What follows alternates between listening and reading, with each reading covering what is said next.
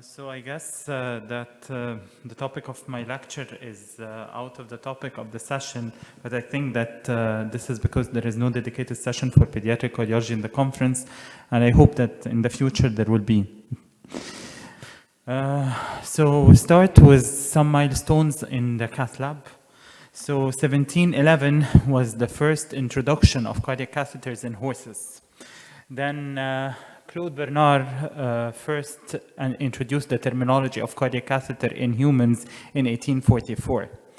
And actually we owe, all of us, to the urologist Werner Forsman the introduction of the first trial of cardiac catheterization in 1920, because of which he was fired from his hospital. Then later on he was recognized by gaining the Nobel Prize. And then in 1953, a new milestone, one of the biggest milestones, the first pulmonary valvuloplasty. Then in 1967, Werner Postman did the first shunt closure by closing a PDA. Then in 1975, first ASD closure. 1976, first atrial septostomy, which marks a turning point in the history of the management of DTGA patients. And in 1983, Dr. Zuhair Labbaidi performed the first aortic balloon valvuloplasty. And finally, he published later on same series of neonatal aortic balloon valvuloplasty. So these are the milestones of pediatric cardiac catheterization or cardiac catheterization in general that started in 1920. And what is the revolution happening nowadays in cardiac catheterization? I took 4 examples of revolutionizing cardiac catheterization: radio frequency ablation of the pulmonary valve, PDA stenting in cases with pulmonary atresia, which are very, very important in neonates with critical heart disease, and that are used to palliate those patients instead of surgery. And in patients that are a little bit older, transcatheter pulmonary valve replacement, and finally hybrid apical VSD closure. I will take it from the last example, which is pulmonary valve replacement. We all know that patients repaired for fallotetralogy are some of the patients with congenital heart disease that never make it out of the congenital heart disease, because after having pressure overload on the right ventricle, they develop the reverse. They develop pulmonary regurg, which requires pulmonary valve replacement. In the past, they used to use the surgery for pulmonary valve replacement. Now we have, thank God, transcatheter pulmonary valve replacement. And these are the American Heart Association and European Society of Cardiology recommendations or classes of recommendation for pulmonary valve replacement. There is no doubt about symptomatic patients with moderate to severe pulmonary regurg. There is still some debate about asymptomatic patients with RV dilatation and with ventricular arrhythmia, with more strengths being from the European Society of Cardiology on ventricular arrhythmias, while the American Heart Association focuses more on the RV dilatation. And this is actually a very nice video about the technique of pulmonary valve replacement that is introduced through a venous catheter into the right ventricular outflow tract after preparing the landing zone with a stent, and how it helped a lot in managing those patients and in reducing their hospital stay, and in offering them the option of repeating this procedure over and over without the need for an open cardiac surgery. Then we come to a dilemma, which is the hybrid VSD closure.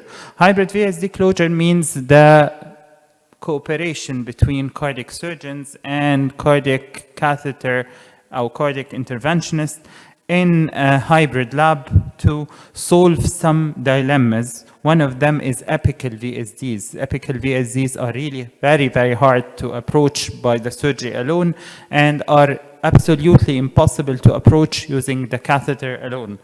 And we have also a nice video of how we closed a patient with an apical VSD in Cairo University using a hybrid approach.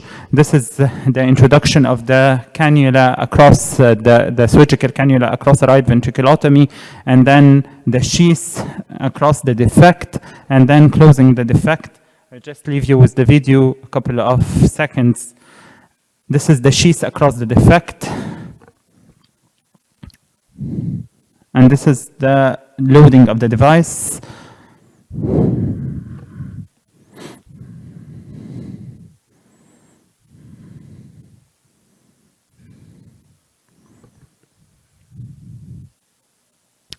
And this is the delivery of the device across the defect.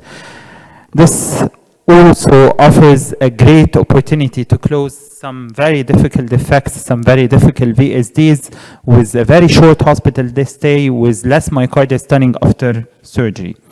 Then we come to the radiofrequency of the pulmonary valve. When is radiofrequency of the pulmonary valve, or when is perforation of the pulmonary valve in a patient with pulmonary atresia indicated? It's always indicated in patients with pulmonary atresia and intact interventricular septum. Those patients are either having a hypoplastic right ventricle or a normal right ventricle, or a bipartite, which is between the normal or the hypoplastic right ventricle.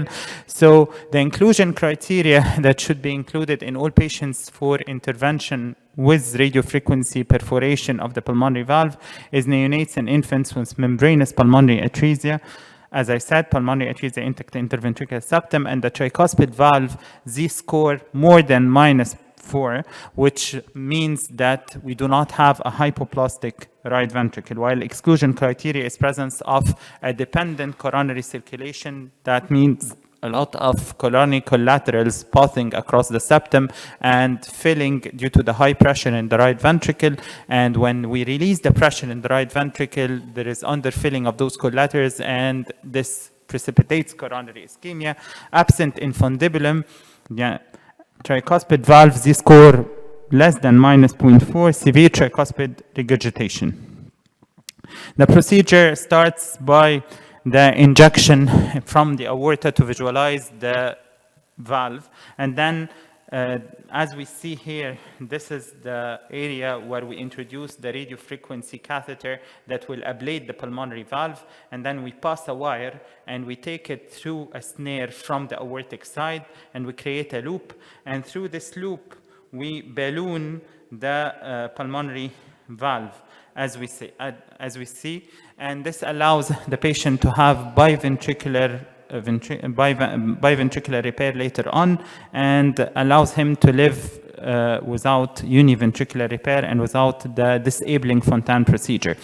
And then we come to the PDA stenting. PDA stenting, we did a great systematic review in current research in pediatric cardiology, which shows that PDA stenting is superior to Blalock-Taussig shunting in terms of allowing the growth of the two peripheral pulmonaries, while usually in BT shunt it allows the growth of one of the peripheral pulmonaries rather than the other.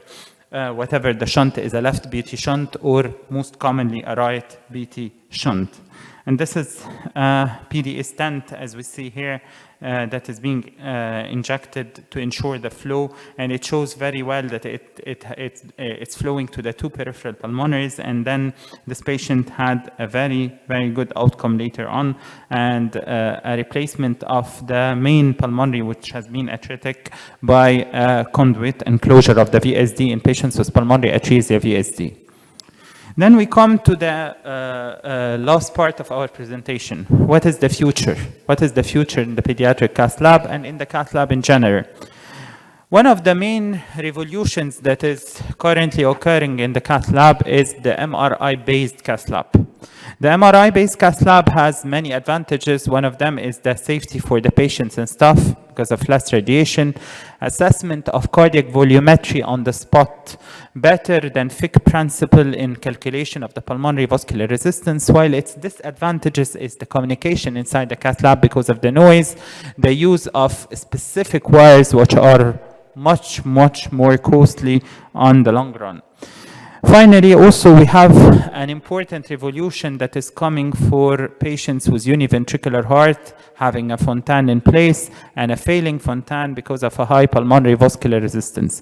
Those patients will be able in the upcoming years to have a better chance of survival using a propeller or impeller that can be inserted transcatheter into the fontan, pushing the blood upwards into the pulmonaries and avoiding fontan failure and the development of protein losing enteropathy, like in this diagram.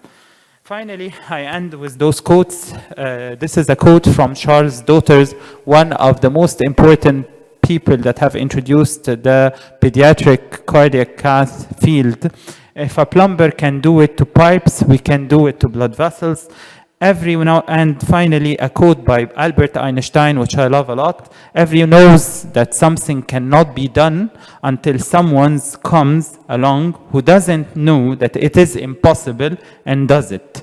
Thank you so much, Dr. Abdullah, and these are my students. I thank Dr. Khan because he allowed me to come and be among you, and I thank Dr. Abdullah for organizing things, and I thank Mrs. Ronya for taking the effort to organize this. Thanks a lot, and pleasure.